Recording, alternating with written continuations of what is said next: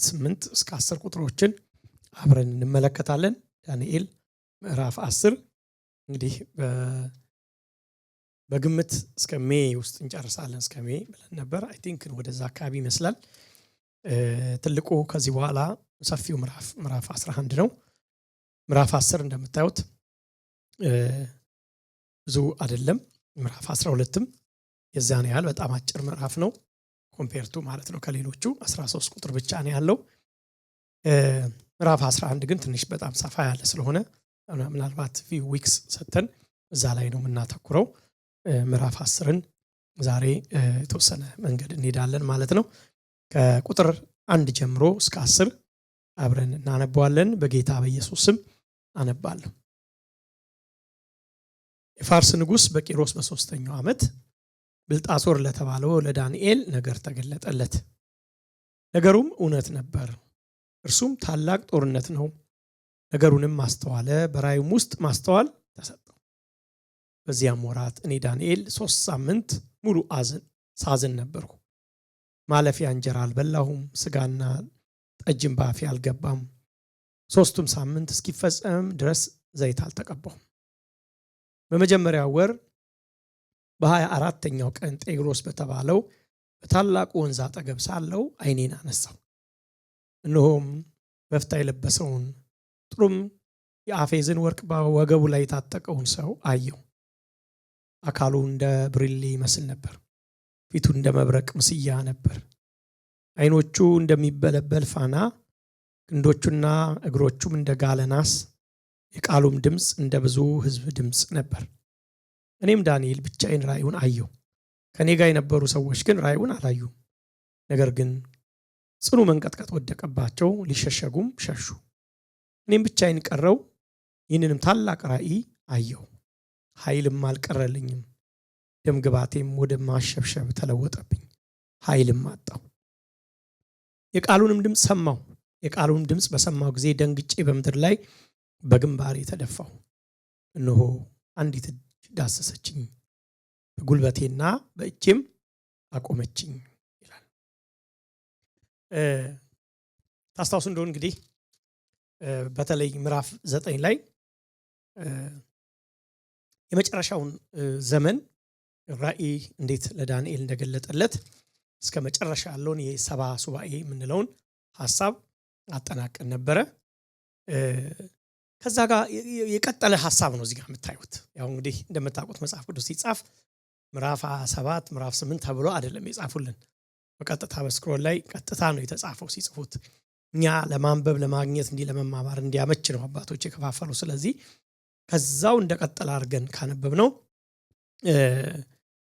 እንደዛ አድርጎ ማንበቡ ሞር የበለጠ ሐሳቡ የተያዘ እንደሆን እንድናውቅ ይረዳናል። በዚህ ጊዜ ይለናል፣ ጊዜውን ይነግረናል። የመጀመሪያ ይሄኛውን በፋርስ መንግስት ውስጥ ነው ይለናል። ይሄ አሁን ምነግራችሁ ነገር የተካሄደው በዚህ ጊዜ ቂሮስ ወይም ደግሞ ዳሪዮስ ንጉስ እንደሆነ ይነግረናል። እነኚህን ሰዎች ታስታውሷቸዋላችሁ አይደል? ምንድን ማን ናቸው ታስታውሱት? ምንድነው እስቲ ልዩነታቸው የምታስታውሱት ነገር ካለ? ዳሪዮስ ቂሮስ ስንል ምንድነው የሚያስታውሳችሁ?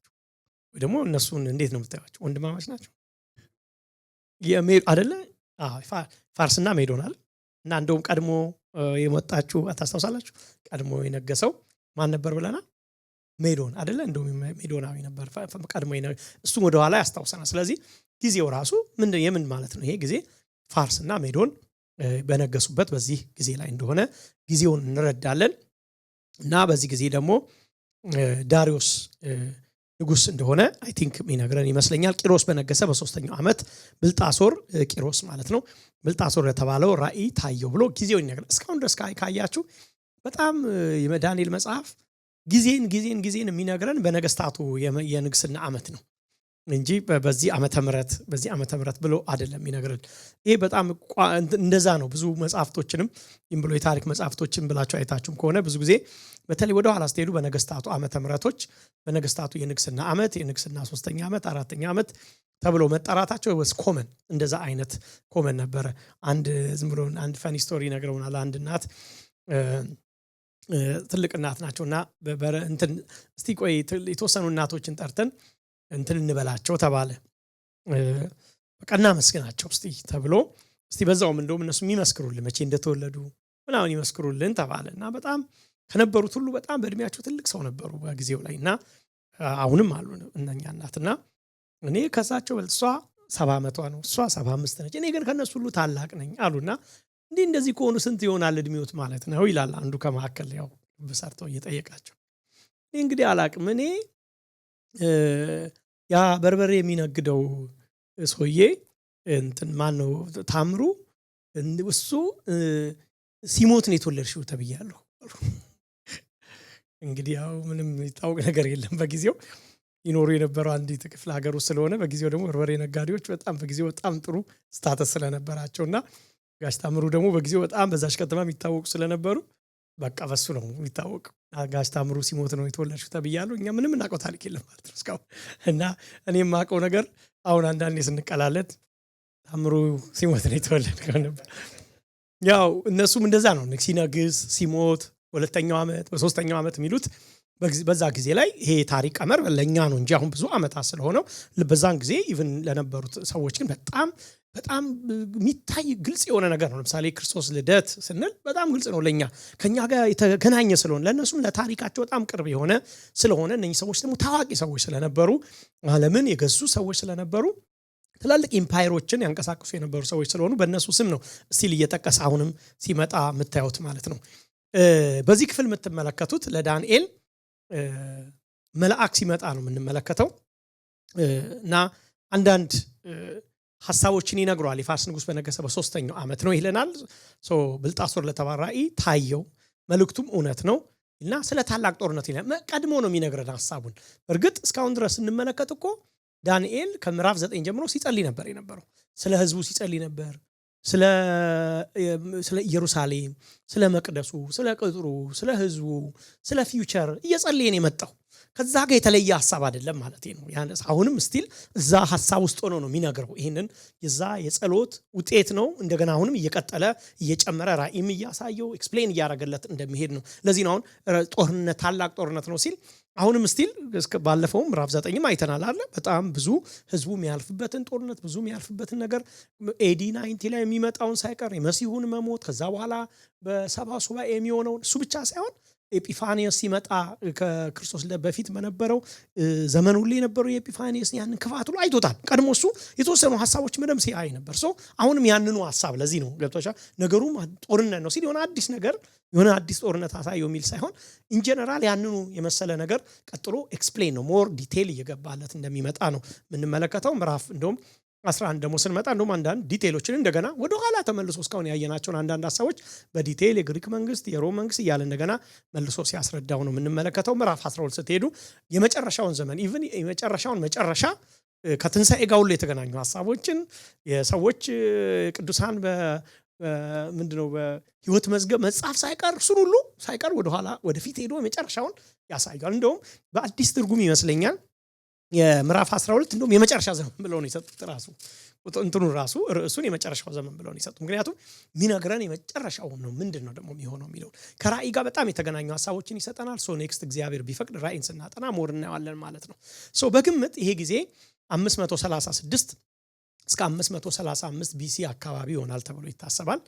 እነሱ ምንም እንኳን በነገስታቱ ስም ቢነግሩንም የነገስታቱን የነገሱበትን ዓመታት በማስላት ወደ ኋላ መቼ ነው ሊሆን የሚችለው የሚለውን የመጽሐፍ ቅዱስ ተማሪዎች ይህን ይገልጹታልና ይህም አካባቢውን ስናጠና ምዕራፍ 9 ታስታውስ እንደሆነ ምንድን ነበር ያልነው? ዳንኤል ምናልባት 68 ዓመት አካባቢ ሳይሆን አይቀርም አይሁድ ሊወጡ አካባቢ ነገር ነው የሚመስለው። አሁን ወደ ቂሮስ ወደ ቦታው እየመጣ አሁን ፋርሶች መምጣታቸውን አይቷል። አሁን ወደ ቂሮስ ያውቃል። ቂሮስ የሚባል ሰው ምንም እንኳን እሱ በነበረበት ቦታ ላይ ገዢ አይሁን እንጂ ቂሮስ የሚባል ግን ገዢ መምጣት ጀምሯል። ዳሪዮስ በጊዜው ቀደም ብሎ የነገሰ ቢሆንም ስለዚህ ዳንኤል አሁን ወደ ኋላ ሄዱ አሁን ቂሮስ የሚባለው መምጣት ጀመረ። አሁን ደግሞ 68 ዓመት ሞላን። ስለዚህ 70 ሊሞላ 2 ዓመት ቀረ። እግዚአብሔር ሆይ ኪዳንን አታስብም ወይ የሚል ጸሎት አይደል ይጸልይ ነበር። አታስብም ወይ ምን አልክ እንዴት ያልከንን ነገር በኤርምያስ የተናገርከንን አትፈጽምም ወይ የሚል አይነት ጸሎት ነበር ሲጸልይ ነበር። በዚህም ላይ የምንመለከተው ግን ትንሽ ወደፊት አለፍ ያለ ሐሳብ ይመስላል። ምንድነው ኦልሞስት ያቺ 2 ዓመት የተጠናቀቀችበት ጊዜ ሳይሆን አይቀርም ተብሎ ይታሰባል። አይሁድ ወደ ምድራቸው እንዲሄዱ የተፈቀደበት ጊዜ አካባቢ እንደሆነ ይነገራል። ይሄ ጊዜ አይሁድ ወደ ስፍራቸው እንዲሄዱ በእዝራ ምዕራፍ 1 ቁጥር 1 ጋር በጣም የተገናኘ ሐሳብ ነው ተብሎ ይታሰባል። ቁጥር 11 አይ ቲንክ ቂሮስ የፋርስ ንጉስ በሆነ በመጀመሪያው ዓመት እግዚአብሔር የቂሮስን መንፈስ አነሳስቶ በመንግስቱ ሁሉ አዋጅ እንዲነገርና ይህም በጽሁፍ እንዲሰፍር አደረገ። የሆነው በኤርምያስ አፍ የተነገረው የእግዚአብሔር ቃል ይፈጸም ዘንድ ነው ብሎ ምዕራፍ 1 እዝራን ካያችሁት ሙሉ ሐሳቡን ሁሉ ነው የሚገልጽልን። ከዛ በኋላ ቂሮስ ምን አረገ፣ ምን አለ፣ ምን እርዳታ ሁሉ ምን ይደረግ፣ እናንተ አግዟቸው፣ ይሄው እንደዚህ ይደረግ የሚል በቃ በጣም ፌቨር እግዚአብሔር ሲሰጥ ነው የምናየው። ኦፍ ኮርስ ወደ ኋላ ደግሞ ስትሄዱ ከዓመታት በፊት ባሪያዬ ነው ቀኝ እጁን ሊያስኩት ነው ይሄንን አዋጅ እንደሚያወጣ እግዚአብሔር ለዚህ ሰው እንደተናገረ ስለዚህ ሰው በትንቢት እንደተናገረ አይተናል።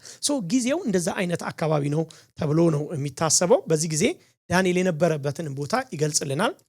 ቁጥር 4 ላይ በ24ኛው ቀን በታላቁ በጤግሮስ ወንዝ ዳር ቆሜ ነበር ብሎ ይነግረናል። ዘፍጥረት 2:14 ላይ እነኚህ አንዳንድ ወንዞች ተጠቅሷል አይደል? ታስታውሳላችሁ? ዘፍጥረት ላይ ከተጠቀሱ ወንዞች አንዱ ነው።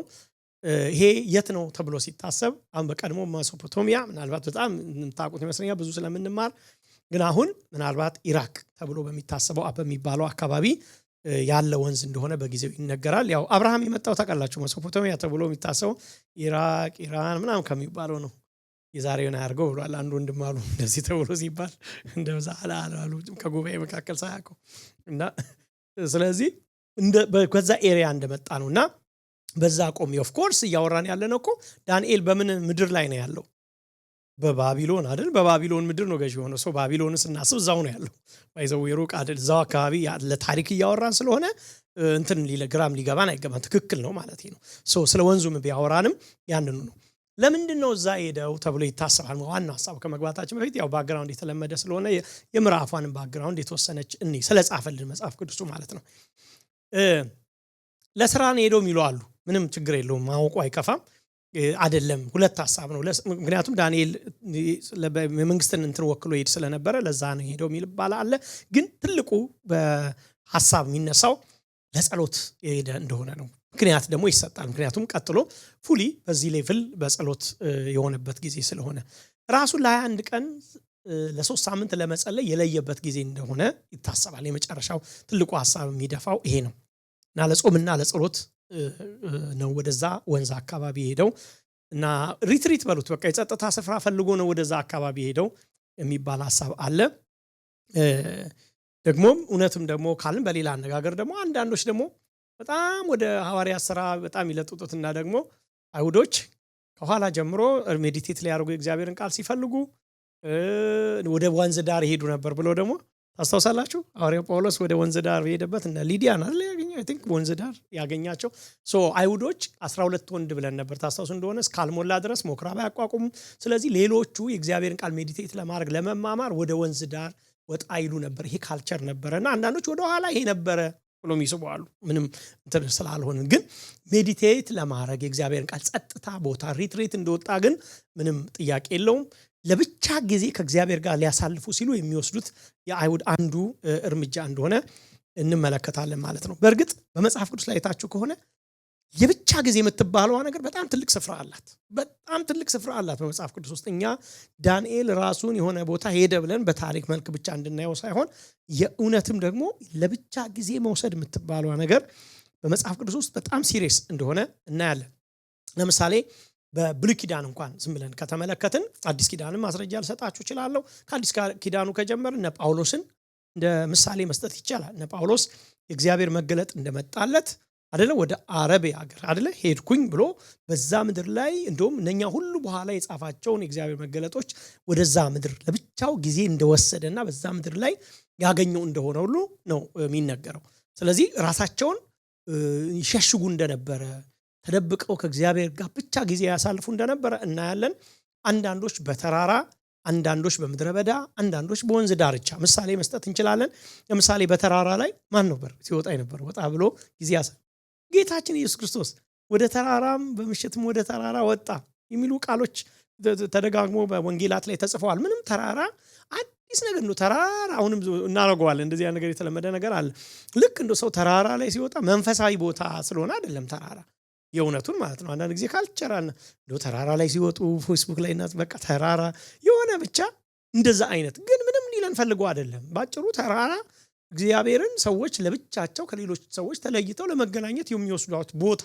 ከዛ ውጭ ምንም ሌላ ምንም ትርጉም ያለው ነገር አይደለም። የእውነት አንዳንድ ጊዜ በጣም ራሱን ተራራውን ራሱ እንደው መንፈሳዊ ማድረጉም ትክክል ስላልሆነ ግን ቦታ ምንድነው ቅዱስ የሚሆነው ለብቻ የወሰድነው ጊዜ ነው።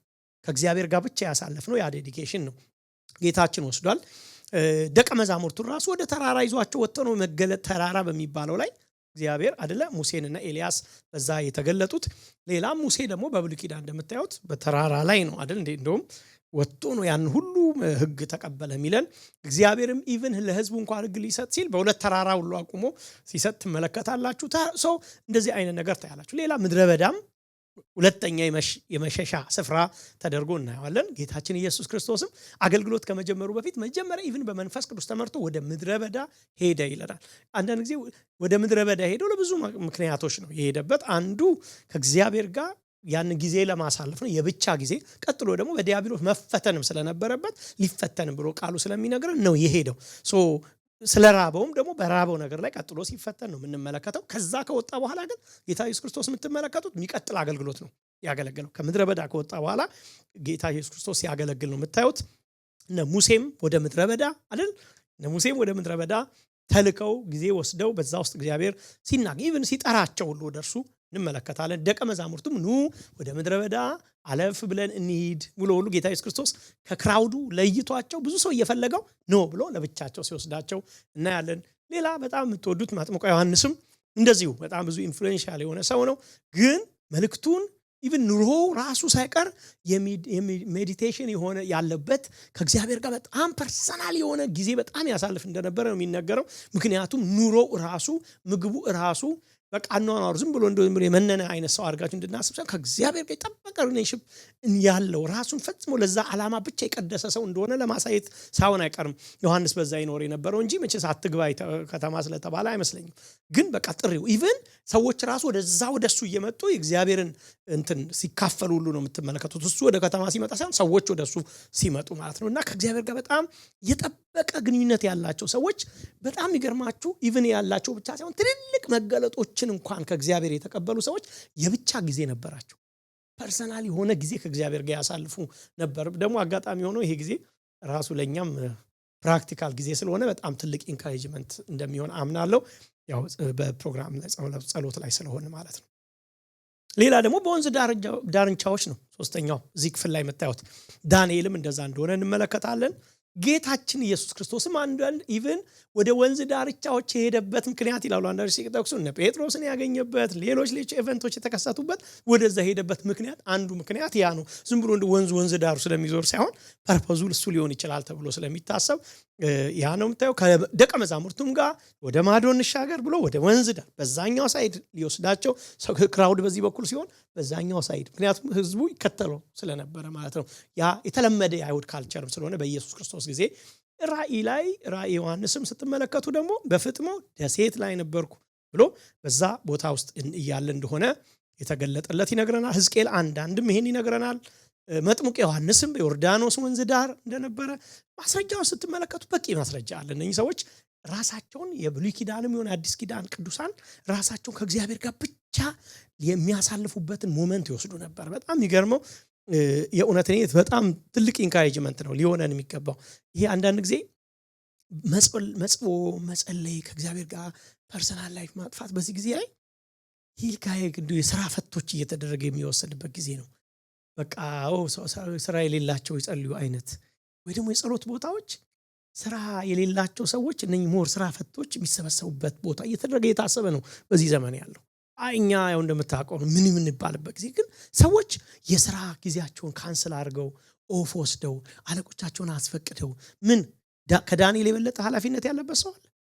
ከዳንኤል የበለጠ በመንግስት ኃላፊነት ላይ የተቀመጠ ሰው ነው ለብቻው ጊዜ ወሰደው። ከጌታችን ከኢየሱስ ክርስቶስ የበለጠ ኃላፊነት ያለበት ሰው አለ?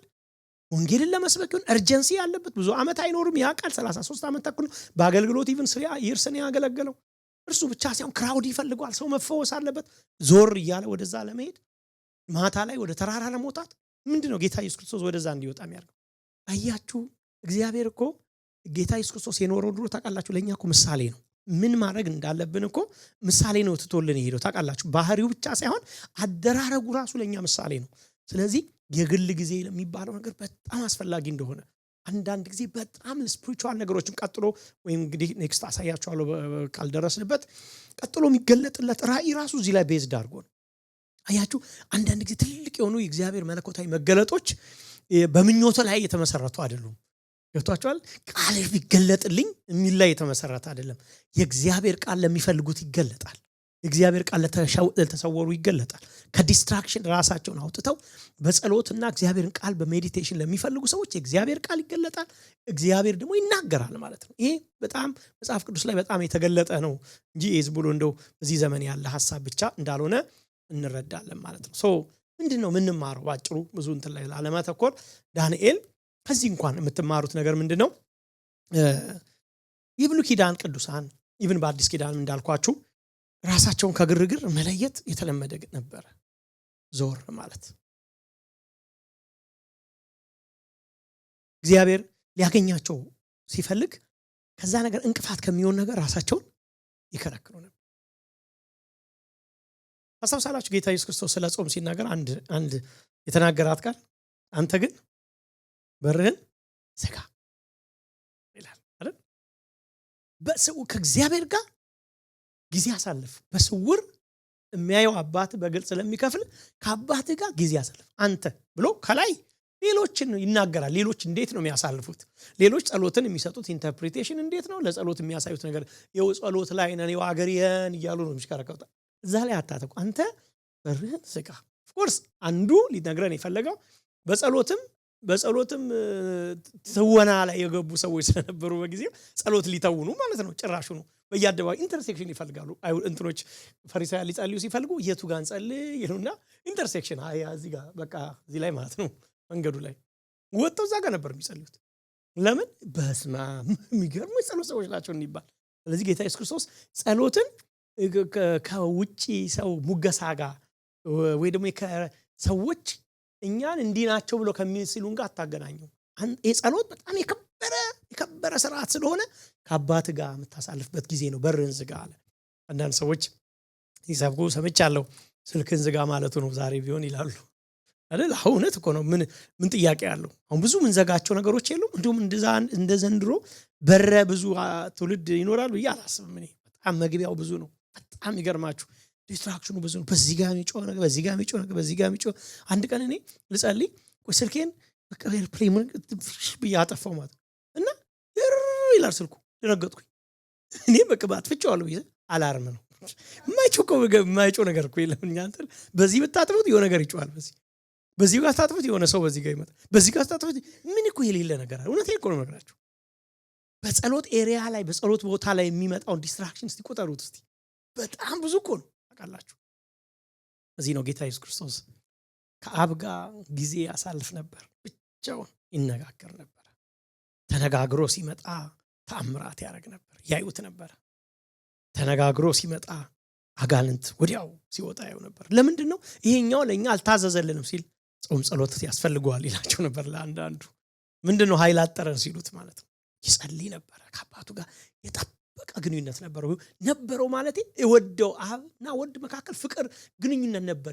ይዋደዱ ይሄ ዩኒየን ነበር ብቻ ሳይሆን ምን ማለት ነው የፐርሰናሊ መነጋገር መጸለይ የሚባለው ነገር ነበር። እግዚአብሔርን እኮ ልንወደው እንችላለን። እግዚአብሔርን ልንወደው እንችላለን። እኔ እኮ ከእግዚአብሔር ጋር ማን ሚጣል ጌታንማ በጣም የምንወደው ስለምንከተለው ለዛ አይደል ወዳጆቼ? ወይ ግን ከእግዚአብሔር ጋር ግንኙነት ከእግዚአብሔር ጋር ጊዜ ማሳለፍ በጸሎት እሱን ፊት ማየት እሱ ራሱን የቻለ በጣም ጥልቅ ነገር ነው። ሰይጣን እንዳናረግ የሚፈልገው ነገር ይሄ ነው ወገኖች።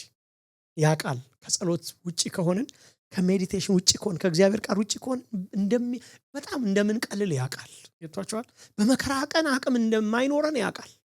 ስለዚህ ሰይጣን በየትኛውንም የቤት ስራ ሰጥቶ እኛን ማሽከርከር ስኬት ነው ለሱ ታውቃላችሁ። ስለዚህ በዚህ ላይ የምትመለከቱት ዳንኤል ያንን ጊዜ ወስዶ ሲጸልይ ሜዲቴት ሲያረግ እንመለከታለን ማለት ነው። እግዚአብሔር ለዳንኤል የገለጠለት ራእይን እዚህ ጋር ተገለጠለት ብቻ ሳይሆን እውነተኛ ነው ይላል።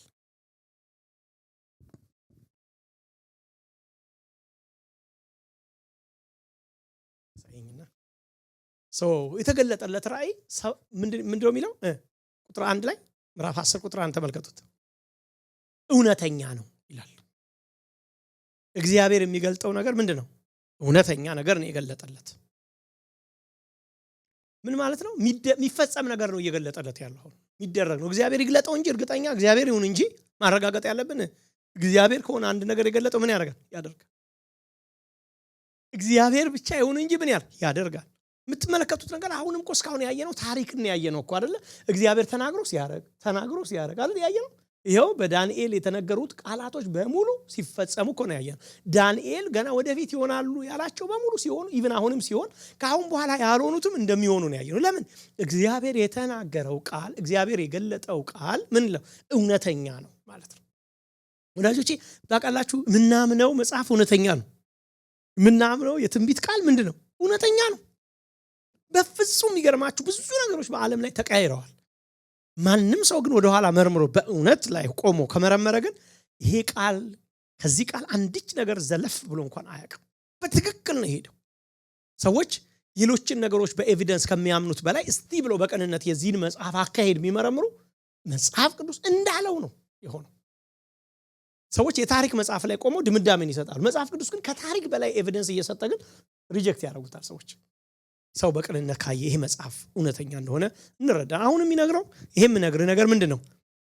እውነተኛ ነው ብሎ ይነግረዋል። ግን ምን ይጠይቃል? እውነተኛ መሆኑ ብቻ በቂ አይደለም አይደል? ምን ይጠይቃል? እግዚአብሔር የሚገልጠው ራእይ እውነተኛ ምንም ቢሆን እንኳን ጠባቂ ይጠይቃል። ታጋሽ ሰው ግን ምን ይፈልጋል አይደል? እውነተኛ ብቻ ሳይሆን ተቀባይም ይፈልጋል ያንን ቃል።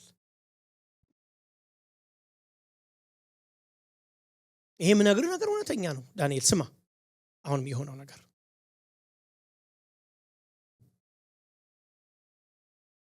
በጣም ይገርማችሁ። እኔ ከዚህ ቃል ውስጥ ይገርመኝ ይሄ ቃል ምንድነው? እውነተኛ ነው አለው እንጂ በዚህ ጊዜ ነው የሚፈጸመው ብሎ ቀኑን አልነገረው። እኔ ይገርመኛል የእግዚአብሔር አካሄድ ካያችሁት። በጣም ብዙ ጊዜ እግዚአብሔር ሲመራን ጊዜ አይናገርም።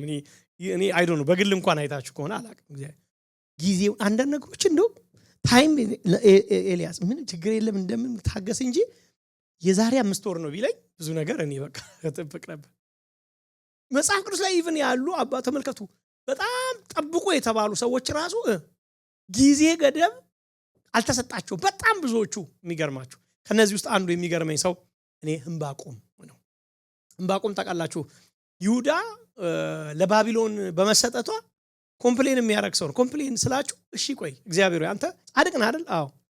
እኛን ሰጠህን አይደል? አዎ። ለባሰ ሰጠህን። እኛ ጻድቅ ነን ብለን ነው የምናስበው። ማለት በአንተ ምክንያት ጻድቅ ህዝቤ ብለህ ጠርተናል። እሺ አንተ ደግሞ ጭራሽ ለሌላ ህዝብ አሳልፈ ሰጠንና እነሱ ቀጠቀጡን አይደል? አዎ።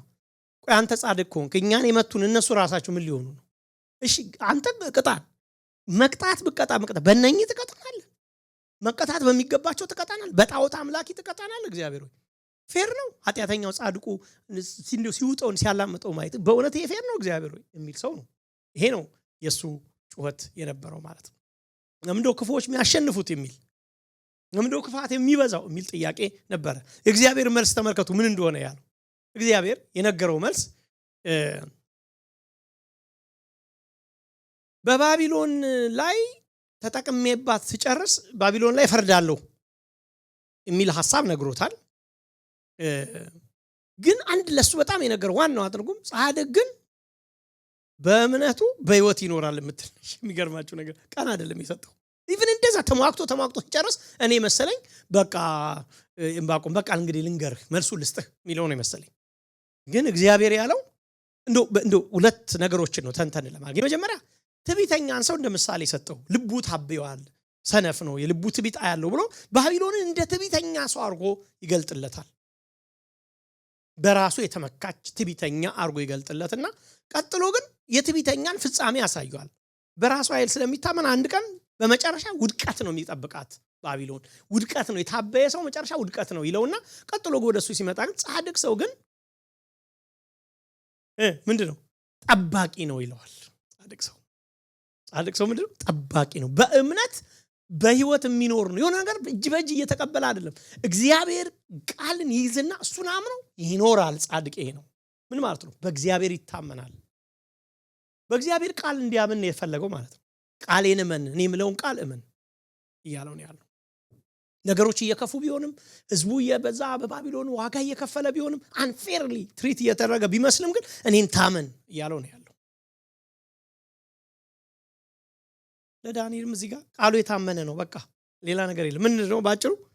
በቃ በጊዜው ይሄ ቃል እውነተኛ ስለሆነ ተናጋሪው እውነተኛ ከመሆኑ የተነሳ ይሆናል ነው። በቃ ይሄን ነው የሚነግረው።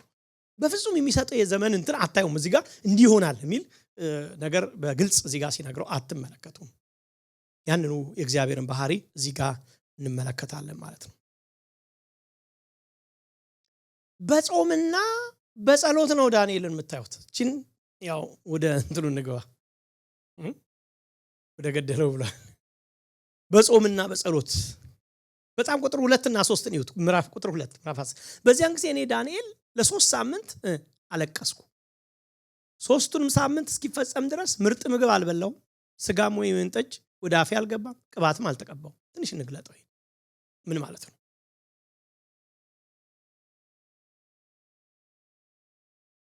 ራሱን ለየ አይደለ? ለብቻው ወደ ጤግሮስ ወንዝ ጋር ሄድኩኝ፣ ራሴን ለየው፣ 3 ሳምንት ጊዜ ዴዲኬት አደረኩኝ። እንዴት ባለ ሁኔታ ነበር ዳንኤል የነበረው? ራሱን ሲለይ ለእግዚአብሔር ከእግዚአብሔር ጋር ጊዜ ለማሳለፍ ሲል እንዴት ነበር? አንደኛ ራሱን ምን አርጓ ብለናል? መለየቱ እንደ ምሳሌ አድርገን መውሰድ አለብን ብለናል። ከዲስትራክሽን እንድንርቅ ይሄ ምሳሌ ሊሆነን ይገባል ብለናል። ቀጥሎ ግን አንዳንድ ሐሳቦች ያነሳል። ለምሳሌ ቅባት አልተቀባው የሚል ሐሳብ ያነሳል። ለምንድን ነው እዚህ ጋር ቅባት ለምን ጠቀሰው? በዛን ጊዜ ቅባት የሚለው ሐሳብ ደስታን፣ ረፍትን፣ መዝናናትን፣ እፎይታን እንደዚህ አይነት ነገሮችን ያመለክት ነበር። ሰው አንድ ሰው ቅባት ተቀብቶና ባልተቀባ መካከል ሐዘንተኛ ነኝ ለማለት ሲፈልግ ቅባት አይቀባም። በዛ ጊዜ የነበረው ካልቸር ነው። ለምሳሌ 2 ሳሙኤል 14:2 ላይ የጽሩያ ልጅ ኢዮአብ በንጉሱ ልብ አቤሴሎምን እንደናፈቀ ተረዳይልና ስለዚህ ኢዮአብ ወደ ቴቄል ሰው ልኮ አንዲት ብልህ የሆነች ሴት አስመጣ። ይኸው ምክሩን እንዲህ በላት፣ ሐዘንተኛ በመምሰል የሐዘን ልብስ ልበሺ፣ ዘይት አትቀቢ፣ ለሞተ ሰው ብዙ ጊዜ እንዳዘነች ሴት መስለሽም ታይ። አያችሁ እንግዲህ ምን ያለው? ዘይት አትቀቢ። ምኑን ለማሳየት ነው? ከዛስ በኋላ እንደውም የሐዘኑ ልክ ለሞተ ሰው ብዙ ጊዜ እንዳዘነች ሴት ለመምሰል ይላል። ያንን ራስን ማጎሳቆሏን፣ ዘይት አለመቀባቷን፣ ቅባት አለመቀባቷን እንደምን የሐዘን ምልክት በሐዘን ውስጥ ሰው ሲሆን የሚያደርገው እንደሆነ ማየት እንችላለን ማለት ነው። ስለዚህ ባጭሩ ሊገልጽልን የፈለገው ለዳንኤል በሐዘን ውስጥ ነበርኩ፣ በቃ ቶታሊ ሆነ ኮንሱምድ ሆኜ ነበር በእግዚአብሔር መገኘት ውስጥ ራሱን እንዳደረገ። በእርግጥ ዘይት እዚህ ጋር አለመቀባት ነው የተጻፈው፣ ግን አዲስ ኪዳን ላይ ደግሞ ተቀቡ ይላል። አይታችሁ ከሆነ ትንሽ ማነጻጸሩ ሳይጠቅመን አይቀርም ብለን እንዳናልፉ ብዬ ማለት ከዘይቱ ጋር አይደለም ዋናው ነገር ያለው ምንድነው ዓላማው የሚለው ነው። እዛ ጋር ዘይት መቀባት የሚለው ነገር አለመቀባት የሚለው ደስተኛ አለመምሰል ማዘንን ማሳያ ሲሆን ጌታ ኢየሱስ ክርስቶስ ግን ማቴዎስ 6 ላይ ቁጥር 16 ስትጾሙ እንደ ግብዞች አትጠውልጉ ብሏል። ግብዝነት ጋር በተገናኘ ነው ኢየሱስ ያነሳው። ምክንያቱም አንዳንዶች ቅድም እንዳልኳችሁ ግብዞች አደባባይ ላይ ራሳቸውን ጠውልግልግ ያደርጉና ምን ሆነ ነው ደግሞ ጸሎት ላይ ነኝ ለማለት ማለት እንዲያመች ማለት አቤት ፈሪሳውያን ይጸልያሉ እኮ ምንም እኮ በቃ እንደው ነንስታፕ እኮ ነው የሚጸልዩት፣ እኛ ነን እንጂ እያለ ህዝቡ ይኮንናል። እነሱ በዛ መንፈስ ውስጥ ነው የሚመላለሱት፣ ግን ከልባቸው የሆነ አይደለም። ክብርን ለማግኘት በሰዎች ዘንድ ተወዳጅነትን ለማግኘት አንቱ ለመባል ለዚህ ነበር የሚያደርጉ። ግብዝነት ጋር አገናኝቶ ስትጾሙ አትጠውልጉ አለ ጌታ ኢየሱስ ክርስቶስ። በጣም ባይዘው ይልገራችሁ ጌታ ኢየሱስ ክርስቶስ ስትጾሙ አትጠውልጉ ማለቱን ቀላል አድርጋችሁ እንዳትመለከቱት። it's like against the culture ብቻ ሳይሆን against scripture አይነት ነገር ነው የተናገረው በጊዜው ለነበሩ ሰዎች። ምክንያቱም ጠወለገ ነው እንትኑ ራሱ ሲነገራቸው የኖረው ነገር ራስን አውጠውልግ ተብሎ በላንተ ደግሞ ጭራሹኑ አትጠውልግ ሲል ኢየሱስ ክርስቶስ ቶታሊ እነሱ ከሚያውቁት የጸሎት እንትን ሐሳብ ተቃራኒ ነገር እያስተማረ ነው ያለው። እና የኢየሱስ አስተምሮ አይታችሁት ከሆነ እነሱ ውጪ ላይ ነው የሚያተኩሩት፣ ኢየሱስ ደግሞ ልብ ላይ ነው የሚያተኩሩት። ዲፈረንሱ ይሄ ነው። በቃ እነርሱ መጾማቸው እንዲታወቅላቸው ሆን ብለው በፊታቸው ላይ የሐዘን ምልክት ያሳያሉ። አያችሁ የፈሪሳውያን የጾም ስታይል ነው የሚያሳየው። እውነት እላቸዋለሁ እንደዚህ የሚያደርጉ ዋጋቸውን በሙሉ ተቀብለዋል። በቃ ለምን መጀመሪያ ራሱ ከሰው ነበር የፈለጉት፣ ሰው አገኝ ሰጣቸው። ክብር ነበር የፈለጉት አገኙት። መሞገስ ነበር የፈለጉት አገኙት። አንቱ ነበር መባል የፈለጉት አገኙት። በቃ ገብቷቸዋል። በቃ ስለዚህ ዋጋ ተቀብለዋል። ልክ ነው እኮ መቀበል የሚባል አለ፣ ግን የት እዚህ ተቀብለዋል። አንተ ግን በመጾምበት ጊዜ ፊትህን ታጠብ። ፊታችሁን ታጠባችኋል? ፊትህን ታጠብ አለ። ከዛ ራስህን ተቀባ። ተቃራኒ ነገር ነው። ጌታ ኢየሱስ ክርስቶስ ደግሞ በዚህ በጾም በስውር ያለው አባት ብቻ የሚያውቀው፣ ከሰዎች ግን የተሰወረ ይሆናል። በስውር የሚያደርገውን የተደረገውን የሚያባት ዋጋህን ይከፍላል። አሜን። ምንድነው ሊል የፈለገው? ጾም እንዲሁ ጭራሹኑ ጾም ላይ መሆናችሁ አይታወቅ ለማለት አይደለም። ገብቷችኋል? ጾም በአዋጅ ጾም ይጾማል፣ ግን ምንድነው ሞቲቭን ነው የሚያሳየው። ሞቲቫችሁ ግን ጾመኛ ጸላይ ለመምሰል የምታደርጉት ኤክስትራ ማይል የምትሄዱት ከሰው ሲክ የምታደርጉት ሌላ ክብር አይኖር በቃ የሚለውን ሐሳብ ያነሳና፣ ግን በጣም ይገርመኝ ነገር ጸሎት የስውር ከእግዚአብሔር ጋር ያለ ግንኙነት ስለሆነ በስውር ነው የምታደርገው። ያካለ በኋላ በግልጥ ዋጋህን ይከፍላል። ጸሎት ዋጋ አለው። ለካ ጾም ጸሎት ለካ ዋጋ አለው። አይገርማችሁ? ምን ይሆን ያ ጸሎትን እኮ ምን እንደጸለየ እኮ አይታወቅም። እዚህ ጋር ተቀላችሁ ጸልይ ብቻ ነው ኢየሱስ ያለው። ግባና አንተ ተሸሽገ ጸልይ አለና ምን እንደጸለየ ሰውየው አናቅም። ይሄ ምሳሌ የሰጠው ሰው ግን ይሄ የተጸለየው ሰው ተሸሽጎ የጸለየው ሰው ተደብቆ የጸለየው ሰው እግዚአብሔርን ከልብ ፈልጎ የጸለየው ሰው ግን ምን አለው? ዋጋ አለው፣ ይከፈለዋል እያለ ነው ኢየሱስ። ዋጋህን ከፍለሃል።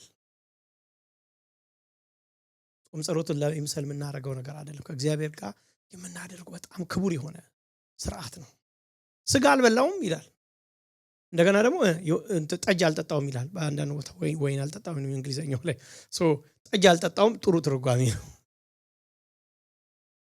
ለምን ምርጥ ምግብ ከሚል ጋር ተገናኝቷል። አንዳንድ ቦታ ላይ ምርጥ ምግብ ስጋ በጊዜው ምርጥ ምግብ ስለነበረ ነው ባጭሩ። ምንም ሌላ ትርጓሜ የለው። ስጋ በጊዜው ምርጥ ምግብ ስለሆነ ስጋ አልበላውም ማለቱ አሁን ቢሆን እሱ አይነሳል።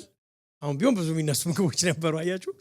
በጊዜው ግን ራስን ምን ማዋረድ ላይ ስለሆነ ምን ቅባት እቀባለሁ አሁን እግዚአብሔር ሆይ አሁንማ አንተ እግር ስር የመቀባት ጊዜ አይደለም፣ የፈንጠዝያ ጊዜ አይደለም፣ የእልልታ የደስታ ጊዜ አይደለም።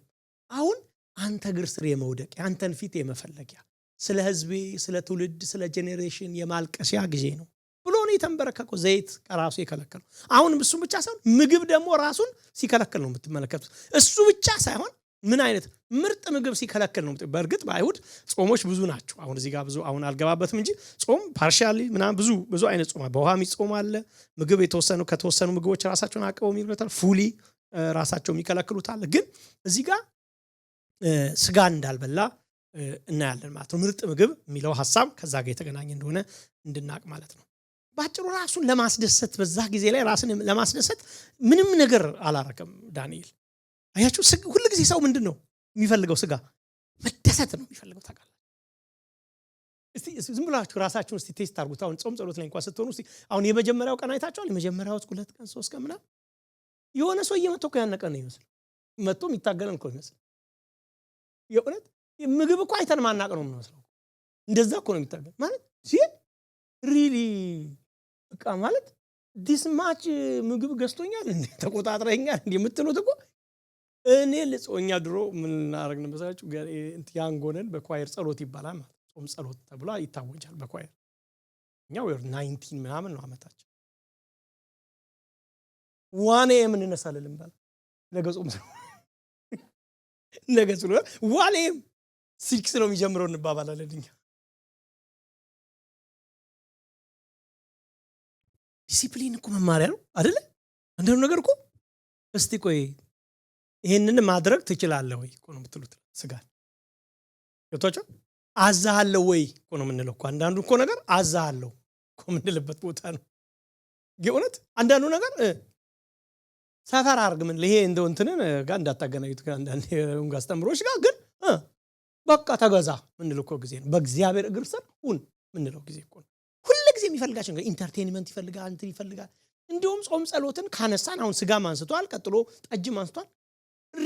ኖርማሊ ከምናረጋቸው ነገሮች ራስን ማቀብ ኖርማሊ ከምናረጋቸው በጾም ጸሎት ጊዜ ላይ ወገኖች ሩቲን ቀይሩ እሺ ሩቲናችን ኖርማሊ ነው ሩቲን ካላችሁ ቀይሩት እሱ ጠዋት ተነስተን እንዲምናረግ ቀጥሎ እንትን ምናረግ ቀጥሎ ይሄ ኮመን የሆነ ሁሌ የምታረጉት ነገር አታድርጉ ቀይሩት አዛቡበት እንትኑን በሙሉ ስኬጁሉን ገለባብጡት ማለት ያው ስራ እንትኑን በሉ ለብጡ ይያልኳል ይገባችኋል ይሄ ሁሌ የሚፈልገው ነገር ስጋችሁ ሁሉ ጊዜ የለመደው በየጊዜው ማግኘት የሚፈልገው ኖ ብሎ ስኪፕ ማረክ የሚፈልገውን ስጋ መከልከል ሌላ ነገር ማስለመድ ብድግ ብሎ ይሄኛው ላይ ቁጭ ማለት ከሆነ የለመደው ዘጉና ይሄን ተከፍቱለታላችሁ ይሄኛው ዛሬ ተከልክለሃል ትሉታላችሁ በቃ እንዴት መሰላችሁ ሰፈር የሚያደርገው ከሰው እውነት የለመደው ከሆነ ማለት የትኛውም ሌሎች ነገሮች ሊሆኑ ይችላል ምግብም እኮ ያው እኮ ነው በቃ ጧት ተነስቶ የለመደ ነገር እሱ ነው ኮመኑ ነገር እሱ ነው ግን ምንድነው አይ ነው አሁን ፐርፐዙ ምንድነው ጾም ጸሎት ነው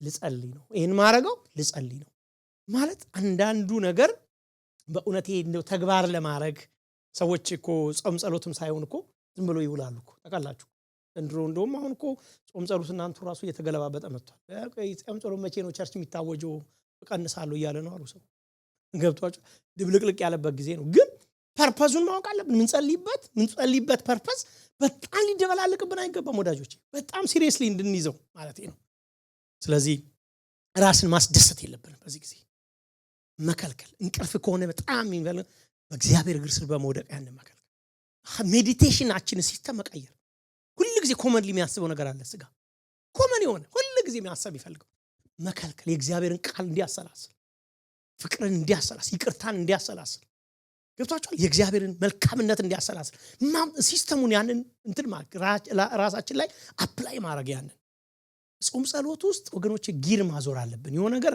እንደነበረው ነገሮቹን ካረግነው ቬሪ ታፍ ይገርማችሁ ኦሬዲ ራሱ ጾም ጸሎት ሰልፍ አለው በጣም እንትን አለበት የሚገርማችሁ ግን ማዞር አለብን መንገር አለብን ለስጋችን ለኢንቫይሮንመንቱ መንገር አለብን እግዚአብሔር ፊት ማሳልፍባቸው 3 ሳምንቶቼ ናቸው ሁሉ ጊዜ ማረጋውን አላረግ ሁሌ ማስበውን አላስብም ወዳጆች እየነዳችሁ እንኳን እግዚአብሔርን ቃል ስሙ እየነዳችሁ እንኳን ቢሆን ጸልዩ ስራ ቦታ እንኳን ብትሆኑና የማይመች ሁኔታ እንኳን ብትሆኑ በመንፈስ ከእግዚአብሔር ጋር ኮኔክትድ ሆኑ የእግዚአብሔርን ቃል ሜዲቴት አድርጉ እግዚአብሔርን ቃል አይታችሁ አንብቡ የእግዚአብሔርን ቃል ፖስት የሚደረገውን ነገር አንብቡ ማለት ይሄ ግዴታ አንዳንድ ጊዜ ሁላችሁም ተመችቶን እዚህ በተላለም በረከት እንችላለን ግን ያንን ማድረግ ምን ያህል አስፈላጊ እንደሆነ እግዚአብሔር ደግሞ ሲከፍል ታዩታላችሁ በጾም ጸሎቶች ውስጥ እንግዲህ ብዙ አባቶች የተቀበሉትን መገለጥ አሁን ኔክስት ደግሞ አሳያቸዋለሁ ለዳንኤል የተገለጠለትን ነገር ማለት ነውና የሚያስደስት ነገር አልጠጣውም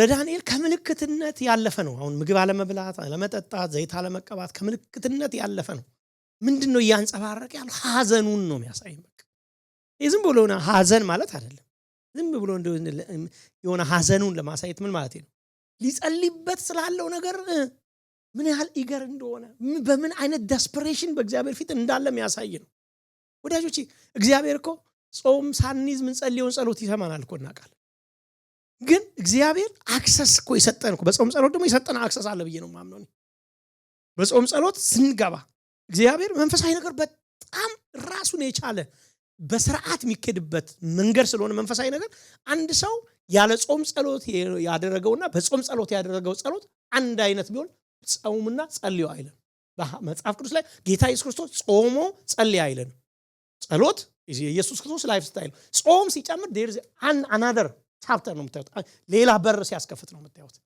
ይሄኛው በጾምና ጸሎት ነው ሲል ከአጋንንቱን እንኳን ሞር ኤክስትራ አሁን የሚሄደውን ነገር ኃይልን የመቀበሉ ሌቭል ሲጨምር ነው የምትመለከቱት ስለዚህ ጾምን ልክ በቤተክርስቲያን ዝም ብሎ የሆነ የሚባል ወይ ደግሞ በግላችን የሆነ ሲከፋን አሁንስ መረረ ጾም ጸሎት ሊያዝ ምንለው ሳይሆን በእውነት ሪሊ እግዚአብሔር ስፒሪቹዋል ትሩዝ እንዲገለጥልን እግዚአብሔር የሚቀጥለውን በህይወታችን ለምንፈልገው ለምንታገለው ነገር የእግዚአብሔርን ፊት ሲክ ምናረግበት የእግዚአብሔርን ክብር በጣም ሲጠማሰው ወደ ጾም ጸሎት መግባት ያሳየዋል እግዚአብሔር ክብር እንዲገልጥለት ሲፈልግ ቁጭ ብሎ 10 ዓመት አቤት እንደው ክብር ቢገለጥ ያለ ሊኖር ይችላል ግን ወደዛ ክብር መገለጥ ግን ራሱን አቬለብል ሲያደርግ በእውነት እግዚአብሔር ደግሞ በጸሎት ውስጥ ጠይቁኝ ካለ ነገሮች አንዱ ይሄ ነው ለምኑና ተመለሱና ጸልዩና ጠይቁኝ ያላቸው ነገሮች አንዱ ይሄ ነው ወዳጆቼ ወደዛ ነገር መግባት ትውልድን ነፃ ማውጣት በጣም ያስቸገረን ነገር በህይወታችን በጣም የተቸገርንበት ነገር በጾም ጸሎት በእግዚአብሔር ፊት ማቅረብ አክሰስ ነው። ታውቃላችሁ አክሰስ ነው። በጣም ብዙ ሰዎች እኔ ምስክርነት ይነግሩኛል። አንዳንዴ ከጄኔሬሽን ጋር የተገናኙ ነገሮች ላይ በጣም አንዳንድ ሰዎች እንደውም ብዙ ጊዜ መስክረውልኝ ያውቃሉ። በቃ እኔ ልጄን ቃል መናገር እንኳን በማልችልበት ላይ በቃ ጥሎኝ በደህና በሰላም ቀን ዩኒቨርሲቲ አቆሞ ትቶኝ እኔን ትቶኝ ልክ እንደ ጠላት ያይ ነበር አለች። እንዴት ስትነግረኝ አንድ ቀን ምንም መፍትሄ የሌለው ሰው ሆኜ ተሰማኝና በመካከል ግን ለካ ጾም አለ አልኩ አለች። የሆነ ሰዓት ላይ እኮ ያለቀ ይመስላችኋል እኮ ዴድ ኢንድ ላይ ደረስን። ለካ መጾምም ይባላል በእግዚአብሔር ቃል ለካ ሌላ አክሰስም ተሰጥቶኛል ለካ እግዚአብሔር ልክ እንዴት ነው የሆነን መብትን የመጠቀም ገብቷችኋል። እግዚአብሔር ከሰጠን ነገር አንዱ በጾም ጸሎት በእግዚአብሔር ፊት ወደቅኩ። ዲያስፖሬትሊ በእግዚአብሔር ሆይ በቃ ያየሁት አጣሁት። በእውነት እግዚአብሔር ተአምራት አለች። ሌሊቱ ኦክሎክ ላይ አንኳኩቶ እንደሰከረ መጣ። እንደሰከረ ከብዙ ጊዜያት በኋላ አንተስ መጥቶ አንኳኩ። ጠዋት ሲነቃ ነገርኩት አለች። ጸልይልኝ የመጣሁት አልኳል። ማሚ አም ሶሪ ለምን እንደሆነ አላውቅም። ትላንትና ገና መጠጥ እየጀመርኩ ገና ሳልሰክር ሙሉ ለሙሉ መጠጥ እየጀመርኩ ታላቅ ናፍቆት ውስጥ የገባብኝ በእድሜሽ ዘመንሽ ውስጥ አንቺን ያሰቃየውሽ ሁሉ ወደ ውስጥ ይመጣ እና አብሮኝ የሚጠጡት ሁሉ እያዩኝ ነው አለ። እያለቀሱ ስለ አንቺ ነበረ እና በዛ በስካር መንፈስ ነው የመጣሁት። እኔ አይብን አላውቀውም። ያ ሰው አሁን ዛሬ አገልጋዩ ነው ማውራችሁ። እግዚአብሔር አክሰስ አለ ማለት ይሄ አንዳንድ ጊዜ ጾም ጸሎት የእግዚአብሔርን ፈቃድ ያስጥሳል እያልኩ እንዳልሆነ ስለሚገባችሁ ግን ያንን የእግዚአብሔርን ሉዓላዊነት በዛ ሉዓላዊነት የተፈቀዱ ብዙ ነገሮች አሉ። እኛ ሪች አውት ማድረግ ያቃተን መድረስ ያቃተን ነገሮች ወዳጆቼ ጸሎት ብዙ ነገሮችን ይከፍታል፣ ይቀይራል። ጾም ጸሎት ስትሬንግዝ ይሰጣል፣ አቅም ይሰጣል። ታውቃላችሁ ፈተናዎችን እንድናሸንፍ የሚያደርግ አቅም አለው። ሰይጣን ሁሉ ጊዜ አትችልም ባለን ነገር ላይ የምንችልበትን አቅም ፈተናዎችን ረግጠን ማለፍ እንድንችል ታውቃላችሁ ወገኖቼ። ጾም ጸሎት የተጣበቀብንን ነገር አራግፎ ለመሄድ እግዚአብሔር የሰጠን አቅም ነው፣ የሚቀጥል አቅም ማለት ነው። መጸለይና መጾም አለቀስኩ ነው የሚለው ቁጥር 2 ላይ 3 ሳምንት ሙሉ አለቀስኩ ይላል። የሚገርም እኮ ዳንኤል ያለቅስ ነበር። የመንግስት ፕራይም ሚኒስተር ሆኖ ዘንድሮ እኮ ለቅሶ ታውቃላችሁ።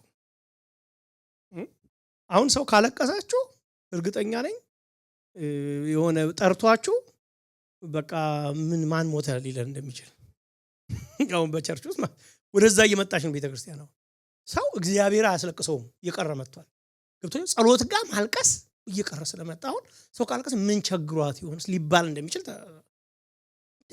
ምንም እግዚአብሔር ፊት ሆኖ ስለ ህዝቡ ስለ ጄኔሬሽን እሱ ምንም እኮ የሚያገባው ነገር አይደለም። እሱ እኮ ያረጀ እኮ ነው ያለው። ለምን ደው የሚያለቅሰው የሚለውን ነገር ላሳያችሁ። ምናልባት የሚነሱ ሐሳቦች አሉ የእውነት ማስረጃም ያላቸው። ህዝቡ ወደ ምድሩ ሊመለስ ነው ኦኬ ብለናል አይደል? እንዲያው ቂሮስ መንግስት ጀምሯል። አሁን ህዝቡ ወደ ምድሩ መመለስ ነው። አዋጅ መታወጅ ጀምሯል። ምን ያስለቅሰዋል? ብዙ ምክንያቶች አሉ ዳንኤል የሚያስለቅሱት። አንዳንዶቹ ነገሮች ያያቸው ከኋላ ራሱ ሲመለከት ነበር። ስለ አይሁድ ህዝብ ሊመጣ ያለውን መከራ ቀድሞ አይቷል። ምዕራፍ 9 የሚያስለቅስ ነገር እሱ ራሱ ፋኒየስ እንደሚመጣ ሐሰተኛው ክርስቶስ መምጣት የሰባው ሱባኤ ምናምን እሱ ውስጡ ነው ያለው። በጣም ያስለቅስ ነገር ነው። ኢቭን የአይሁድ ነገር እንዳልተቋጨ ገብቶታል እዛ ጋር ቆሞ። እሱ ራሱ የሚያስለቅስ ነገር ነው። ታውት ሌላውን ያያቸው ነገሮች በኋላ የሚያስለቅስ ነው። እሱ ብቻ ሳይሆን ግን አይሁድ ተመለሱ ተብሎ ፈቃድ ሲሰጣቸው ሁሉም አልተመለሱ። እሱ የሚያስለቅስ ጉዳይ ነው ለሱ። ተመለሱ ተብሎ ቂሮስ አዋጅ አወጣ አይደል? አንመለስም ማለት ነው። ምን ብሏቸው ነበር ታሳውሳላችሁ? ቤስሩ በቃ ሚስታጉ ምንድነው ልጆችን ውለዱ ከኋላ ምንድነው ኮትኩቱና ሙዝ ተከሉ ተብለው ነበር። ታስታውሳላችሁ? እንወጣለን ሲሉ 35ኛው ዓመት ላይ ነው ምናምን ገና 70 ስላለ ተረጋጉ ተብሎ ነበር። አሁን ጭራሹ ነው አሁንማ አንወጣም ማለት ጭራሽ ለመዱት። ባርነትን ኑሮ አድርጉት ታውቃላችሁ። እና ከወጡት ውስጥ ባይዘው ብዙዎቹ አልወጡ። ዝራን ወደፊት በሌሎች መጽሐፍቶች ስንማር አሳያችሁ። ውጡ ተብሎ አንደኛ አንድ ሰው ተመችቶናል አለ። አንዳንዱ ሰው ጭራሽ ያልተመለሰም ሰው አለ። እሱ ሳያስለቅሰው አይቀርም። ምድሪቱ ገና አልተሰራችም። ኢቭን ምድሪቷን ለመስራት እንኳን የሄደው የመጀመሪያው ተጓዥ ራሱ በጣም ብዙ ቻሌንጅ ገጥሟቸዋል። እዛ በጣም ብዙ ቻሌንጅ እዛ ገጥሟቸዋል። ስለ ከተማይቱ እንደውም በጣም ሂዝ ሞር ኢንፎርምድ የሆነበት ጊዜ ነው ይላሉ አንዳንዱ ሲናገሩ። በጣም ስለ ኢየሩሳሌም ስለ ውድቀቱ ስላለው ነገር እንደውም ከድሮ በላይ ኢንፎርምድ የሆነበት ጊዜ ነው ይሄ ጊዜ። ለዳንኤል ኢቭን ፕራክቲካል ያለው ነገር ራሱ የሚያስለቅስ ነው። እሱ ብቻ ሳይሆን ስለ እግዚአብሔር መገለጥም ነው የሚያለቅሰው። ቅድም እንዳልኳችሁ ለዚህ ነው የሚያለቅሰው፣ በእንባ እግዚአብሔርን ደጅ የሚጠናው። ወዳጆች እንባ ሲጠፋብን፣ ማልቀስ ሲጠፋብን፣ ድርቅ ሲል አይናችን፣ ይሄ ሊትራል እንባን አይደለም ማወራችሁ፣ ገባችኋል? ውስጣችን አላለቅስ ሲል፣ ምንም አልነካ ሲል፣ ቃልም ሲወርድ ሲጸለይም ሲዘመርም ምንም ነገር ሴንስ አላረግ ሲል፣ ወዳጆች ወይ በእውነት መሬት መተኛት ነው የእውነት ማለት ነው። በእውነት ጌታ ሆይ ልነካ ማለት እግዚአብሔር ስለሚችል ማለት ነው። አንዳንድ ጊዜ መንፈሳዊ ስርዓቶችን ለምደን የሆነ ሰዓት ላይ እግዚአብሔርን ቢባል፣ ጌታ ኢየሱስ ቢባል፣ መንፈስ ቅዱስን ቢባል፣ መጽሐፍ ቅዱስ ቢወራ፣ አገልጋይ ቢለዋወጥ ምንም የማይመስሉ ጊዜዎች ሊመጡ ይችላሉ። ኖርማል በቃ ያኔ ፊር ነው ሊገባብ የሚገባው። ምን ሆንኩኝ? የቱ ጋ ነው? ይኸውላችሁ አንዳንድ ጊዜ እኮ የሆነ ጤና እኮ መዛባቱን የሚነግረን እኮ ሴንሰር ነው አይደል? የሆነ ነገር ለምሳሌ ስንቀምስ የሆነ ምግብ ጣዕሙን በትክክል ካልቀመስ ነው እኮ ጉንፋን ይዞኛል እንላለን። የሆነ ነገር ይዞኛል እዚህ ጋር እግዚአብሔርን ማጣጣም እያቃተን ከመጣና ለእግዚአብሔር ሲለቀስም ሲዘመርም መልስ መስጠት ካቃተን በጣም ይገርማችሁ ነገር ሴንሲቲቪቲ የሚባለው ነገር መንፈሳዊ እንትን ውስጥ ኑሮ ላይ እየጠፋ ከመጣ ያኔ ነው ሰው ቅዱሳን ቶሎ መውደቅ ያለባቸው። መልስልኝ። ትላንትና እንዘምር ነበረ፣ በጣም ትላንት ነው አይደል? እየጸለየ በእንባ ነው በቃ መልስልኝ የቀድሞውን ፍቅር፣ መልስልኝ የቀድሞውን ዘመን። ገብቷችኋል? ድሪቶን ከስር ደርቼ ሰው ሲያየኝ መልካም፣ ሰው ሲያየኝ የተሳካልኝ፣ አንተ ታየኛለህ እያለ ወዳጆች እንደ ሞመንቶቹ ላይ አይገኙ በእግዚአብሔር ፊት ጌታ ሆይ ድሪቶን አውልቅልኝ የውስጠኛውን። ከላይ ሰው ሲያይ ለባብሽ ያለው፣ ሰው ሲያየኝ አገለግላለሁ፣ ሰው ሲያየኝ እዘምራለሁ፣ ሰው ሲያየኝ እጸልያለሁ፣ ሰው ሲያየኝ ምን የተሳካለት አገር ነው ቢኖር። ዲፕ ኢንሳይድ ግን ያለውን መንፈሳዊ ውድቀቴን ስለምታይ እሱን አድስ ማለት ወዳጆቼ ከሰውየው የሚጠበቅ ነው፣ ከአማኙ የሚጠበቅ። እዚህ ነው ዳንኤል በእንባ በእግዚአብሔር ፊት ሲፈልግ የነበረው። አሁን በሚቀጥሉት ያሉን ቀናቶች በጣም ብዙ ቀኖች አሉናል። በእንባ በየቤታችን እዚህም ስንመጣ ባለን ቦታ ላይ እግዚአብሔርን ከልብ መፈለግ፣ በቃ ከልብ ወዳጆቼ። አንድ ሰዓት ሊሆን ይችላል ያለን፣ ግን ያችን ሰዓት ላይ እግዚአብሔርን መጠማት፣ መራብ፣ ከልብ መፈለግ እንዴት መልካም መሰላችሁ። 2-3 ደቂቃ ብዬ ይጨርሳል። ከዳንኤል ጾም የምንረዳው ምንድን ነው?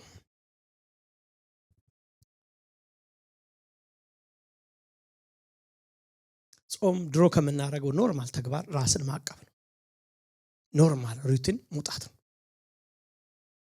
ማዘን ነው ጾም። መጸጸት ነው። ራስን ማዋረድ ነው ጾም። ጾም ልብን ወደ እግዚአብሔር መመለስ ነው። ወይ መልሰኝ ማለት ነው። አቃተኝ፣ እኔ ራሱ መመለስ ራሱ አቅቶኝ ነውና መልሰኝ እባክህ፣ ልቤን ወደ አንተ አዘንብል። ለዛ ይሉ ነበር አባቶች። ጾም ምግብ ማቆም፣ ውሃ ማቆም ብቻ ሳይሆን የውጭ ተግባር ብቻ ሳይሆን የውስጥ የልብ ኮንቪክሽን ነው፣ የልብ ውሳኔ ነው። ለዚህ ነው ልብሳችሁን ቀዳቸዋል ግን ልባችሁን ቀደዱ ያለው። የልብ ጉዳይ ነው። እንዲሁ ዝም ብሎ ከላይ ብቻ የምናደርገው ሳይሆን ልብን እግዚአብሔር ያያል። ያጸለየንን ልብ፣ ያስለቀሰን ልብ ባካችሁ ይለናል። ዕዝራ 8:21 ላይ በእግዚአብሔር ፊት ራሳችንን እንድናዋርድ ጾምን አወጀን ይላል። በእግዚአብሔር ፊት ራሳችንን እንድናዋርድ ምን መሆን አለበት? ሰው ማዋረድ በአምላኩ ፊት። ወዳጆች በእግዚአብሔር የተዋረዱትን ከፍ ያደርጋል።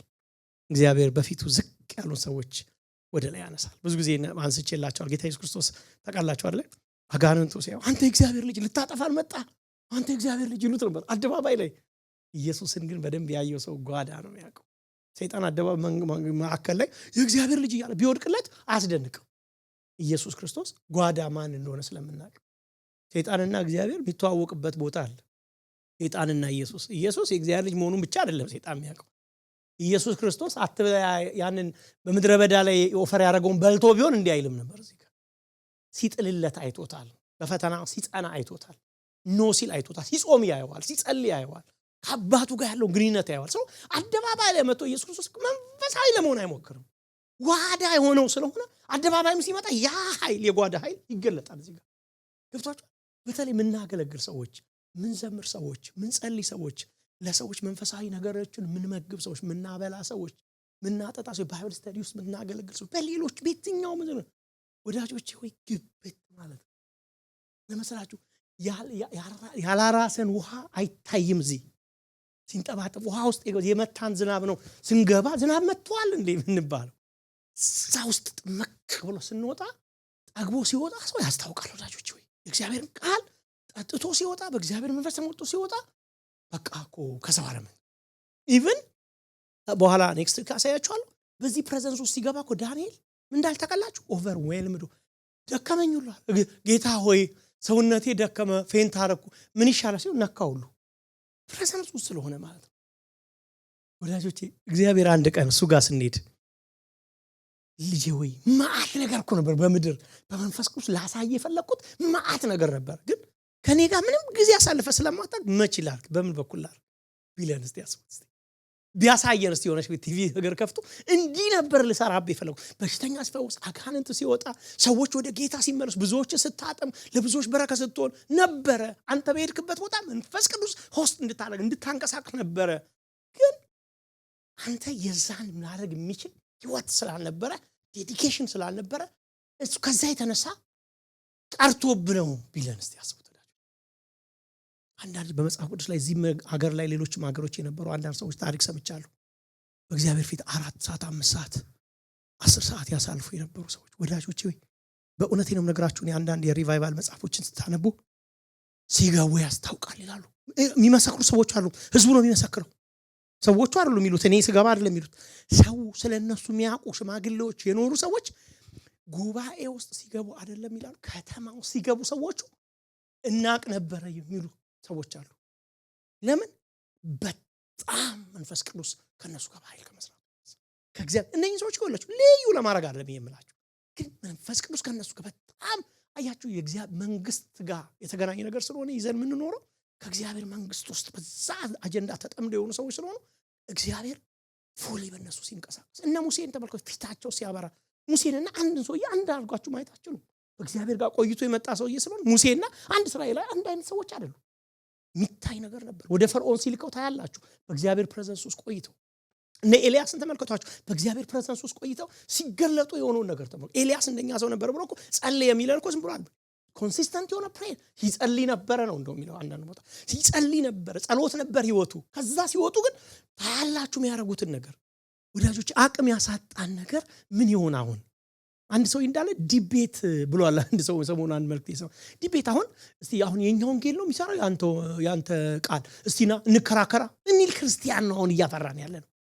ገብታችሁ ሰዎችን አምሮ አጎፍራን በቃ እስቲ ተከራካሪ ክርስቲያን ለማፍራት እስቲ ማንን ነው በክርክር ያሸንፈው የሚያውቁት? አባቶቻችን እንደዛ ያደርጉትን እስቲ ሰው ፈልጉ እስቲ መጽሐፍ ቃል ኃይል ነበራቸው፣ የሚገልጡት ነገር ነበራቸው። የቱ ይፈውሳል ያሳዩ ነበር፣ የቱ ነው አጋንንት የሚያወጣ ያሳዩ ነበር። የቱ ነው ራሱ የሰው ልብ ራሱ ማሸነፍ የሚችል ኃይልና አቅም ውስጣቸው ስለነበረ ሊቋቋሟቸው እንኳን አይችሉም ነበር። ምናቸው የቃላቸውን ብቻ ሳይሆን የእግዚአብሔርን ፕሬዘንስ በእነሱ ላይ መጣው።